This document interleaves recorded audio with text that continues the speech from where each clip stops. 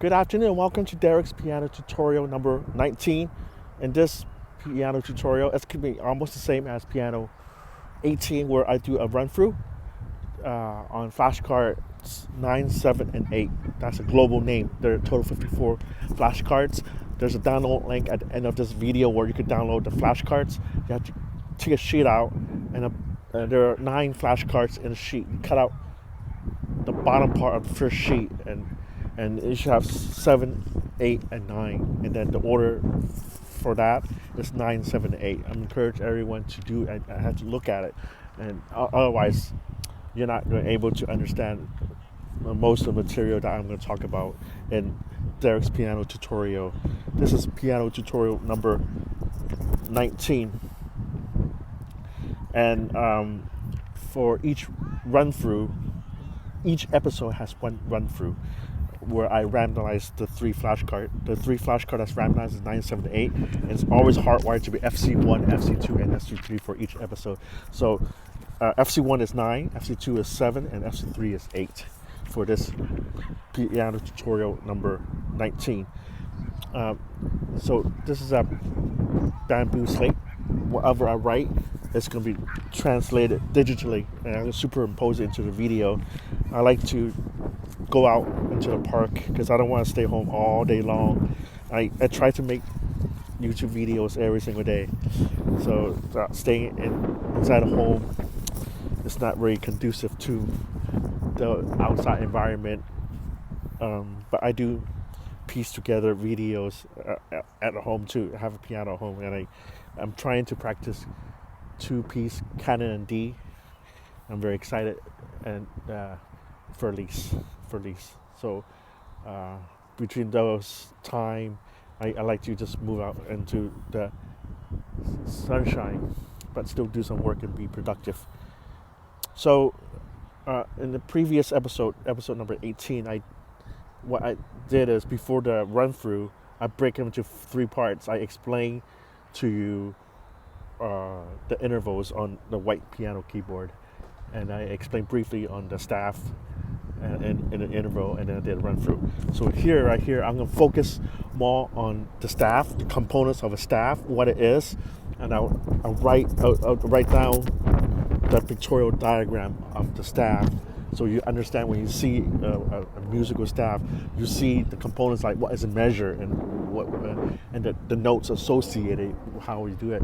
And in particular, I'm going to illustrate to you the intervals. I already illustrate the intervals on a white keyboard, so that's piano number 18. And previous episode, I'm not going to go through all the details of that particular aspect. So I am going to illustrate to staff, and after I understand the staff, you understand what the clef is, what a staff is.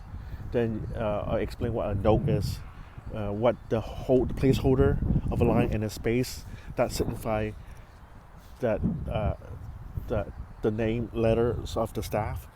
And most early piano player or the teacher will ask them to create a whole bunch of acronyms to memorize the keys. I'm going to devise a little system that's a little different. I explained this in previous tutorial where keyboard arts, this guy, he passed away about 30 years ago.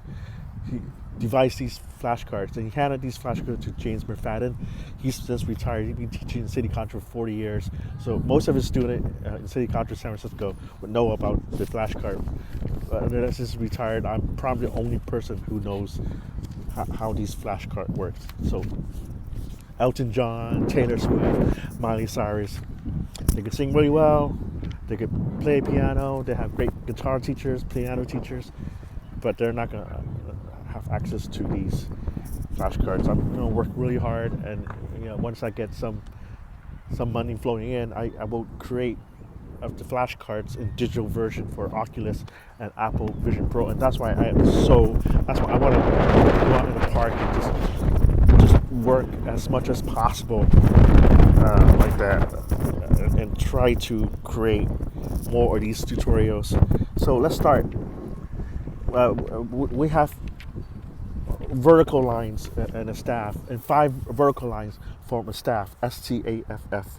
So I'm going to draw one staff, 1, 2, 3, 4, 5. That's 5 horizontal lines. So that's a staff. And so we have a grand staff, and so a grand staff has a treble staff and a bass staff. When you think of treble, think of upper hand or the right hand. When you think of bass, think of lower hand or left hand. I usually call it upper hand because there's a sense of direction. On the right is go up, and left you go down. Bass is lower, like a drum is a bass, boom, boom, boom, low. So you can think of a bass as a bass clef. Well, a treble will be higher pitch, like ding, ding, ding, ding, ding, ding, ding. That's the treble. Ding, ding, ding, ding, ding, ding, ding, dun, dun, dun, dun, dun, dun, dun, dun. That's the bass. That's the chords. The chords. A chord is 2 or 3 notes in conjunction together. You play with your hand. That's a chord. So usually in music piece, you have the treble and a bass. And a guitar, it's the same staff, but it's one octave higher. An octave is 8 keys. There are 8 keys in a piano. A, B, C, D, E, F, G. But I don't like to group that. This is keyboard arts, how I do it. So I group it in terms of the 2 black keys is C, D, E. 4 black keys, the white keys is F, G, A, B. And so that's a little easier to remember.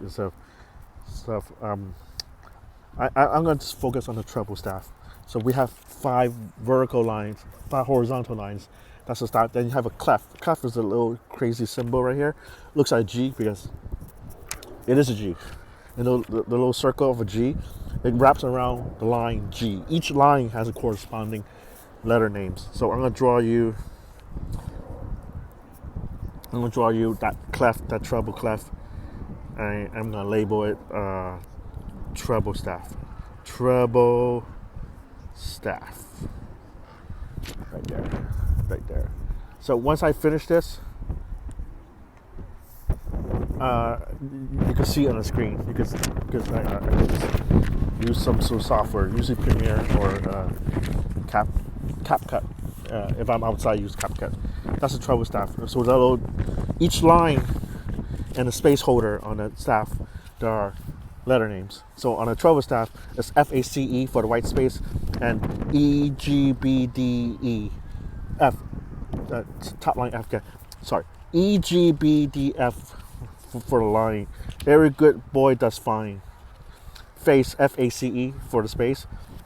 These acronym works, but as you work toward it, you want to use intervals or relative distance and stuff like that, because there's an extra step. There's an extra step to translate the letter name into the intervals. So because you want to read music in terms of a measure, 2 or 3 in aggregate, and then you anticipate the jump. So it's like a sentence. So you have to focus on sentence. So I want to explain to you what a measure is. You have a staff. The vertical line divides a section, and that's a measure.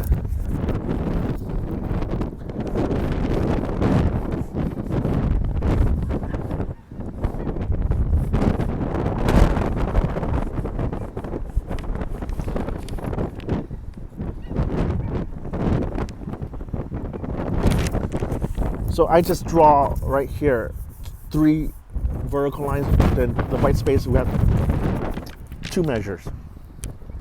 Okay, so I talked about the letter names, and so I'm gonna draw out the letter names of the staff on a treble, and then I'm gonna do the bass. Okay, so 5 horizontal lines. 1, 2, 3, 4, 5. Spaces F, A, C, E. There you go. That's the space. I'm gonna draw again for the lines. 1, 2, 3, 4, 5. It's every good boy does fine. That's the line right here. And now I'm going to do the bass. The bass does, again, horizontal lines. 5, 1, 2, 3, 4, 5. And then there's a little tiny funny character, that's an F. The two that line is an F. So that's the base staff, and two of these staff form a grand staff. There's a little tiny slot in the middle, and that's the grand staff, both of it. The little slot, there's a 3 placeholder, 2 space, and the line's a C. So B and D will be the 2 space in between them. So let me get another sheet.